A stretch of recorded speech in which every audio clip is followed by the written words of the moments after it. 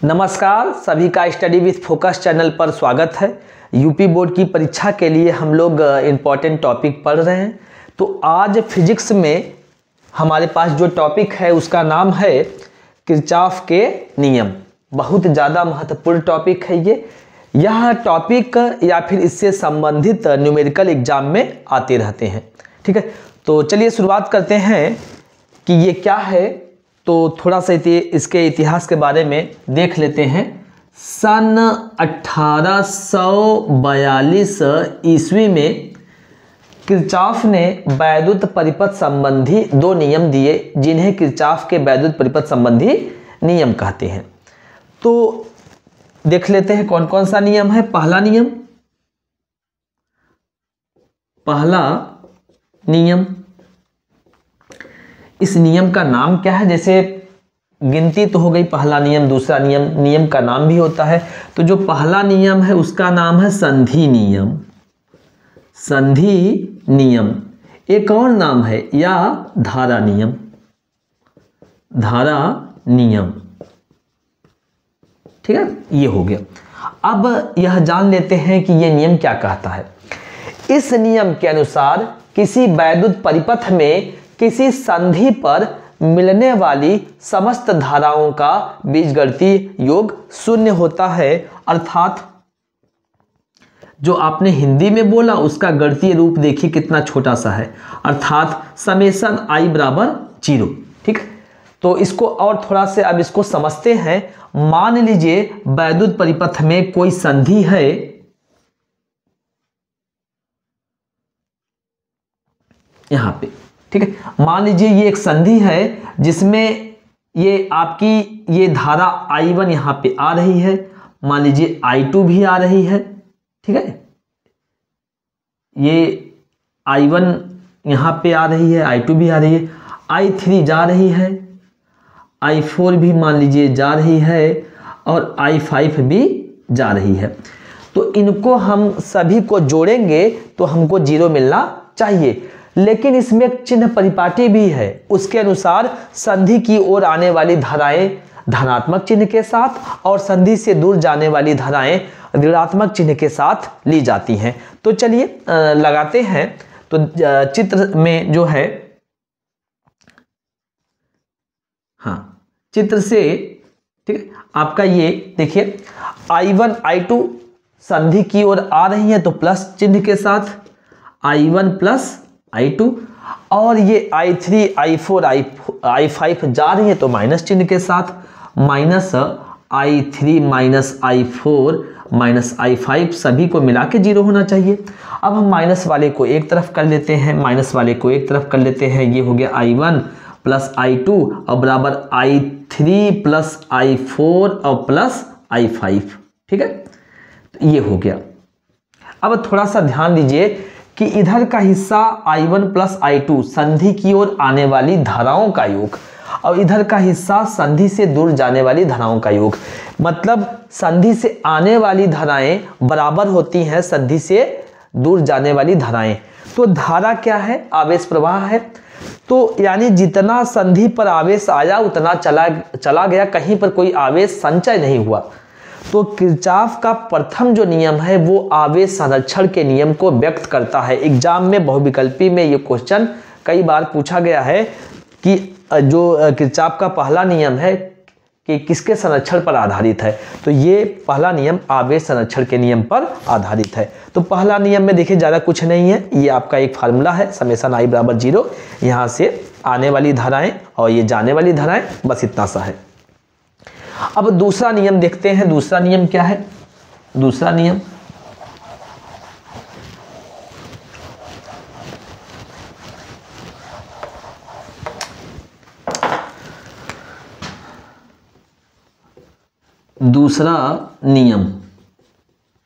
नाम इसका बड़ा जरूरी है। इसको लूप नियम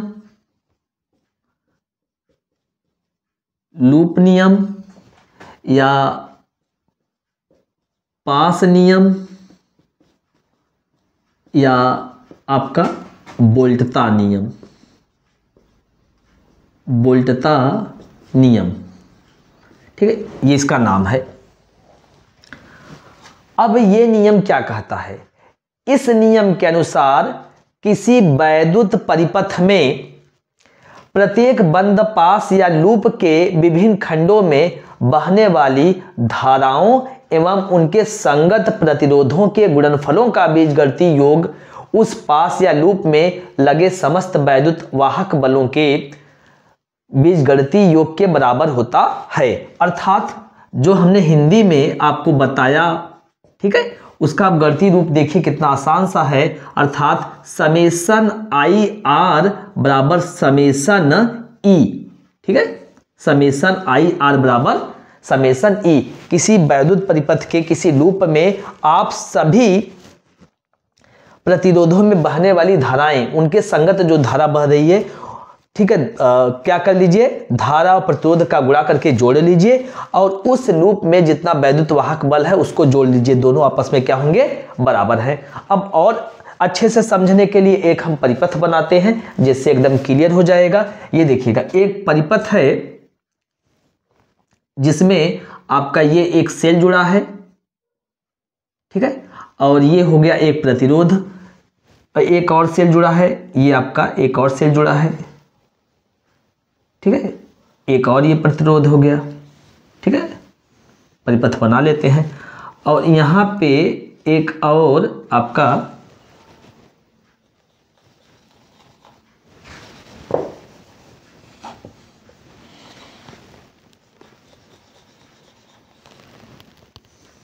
यहाँ पे ये बड़ी वाली जो होती है लाइन प्लस में, छोटी वाली माइनस में, ठीक है, उसी प्रकार ये भी कर देंगे। इसका विद्युत वाहक बल मान लेते हैं E1 है, इसका क्या है E2 है, यह जो आपका प्रतिरोध है R1 है, ये R2 है और ये R3 है, ठीक है, ये आपका R3 है। तो मान लीजिए यहाँ से धारा I1 चली और यहाँ से कितनी चली, I2 चली, ये दोनों धाराएं यहाँ पे मिलके कितना हो जाएंगी, I1 प्लस I2 हो जाएंगी। तो इसमें जो R3 में है बहने वाली धारा क्या है, I1 प्लस I2। फिर यहाँ पे क्या होगा, I1 I2 यहाँ से I है तो यहाँ पे चली जाएगी, ठीक है, I2 यहाँ से चली जाएगी, प्लस से जितना चलता है माइनस पे उतना पहुँच जाता है। तो अब यहाँ से जो यहाँ पे ये जो धारा है, यहाँ पे आपका कितना है, I1 प्लस I2, तो I2 यहाँ पे चला गया तो बचा जो I1 है अब वो ऊपर चला जाएगा यहाँ पे ऐसे। तो ये देखिएगा एक परिपथ है जिसमें दो लूप हैं, एक लूप ये है और एक लूप ये है, ठीक है। इसी लूप में हमको क्या करना है, धारा और उसके संगत जो प्रतिरोध है उसका गुणा करके और वैद्युत वाहक बलों को जोड़ना है। तो चलिए शुरू करते हैं यहाँ पे। हाँ, बंद पास एक में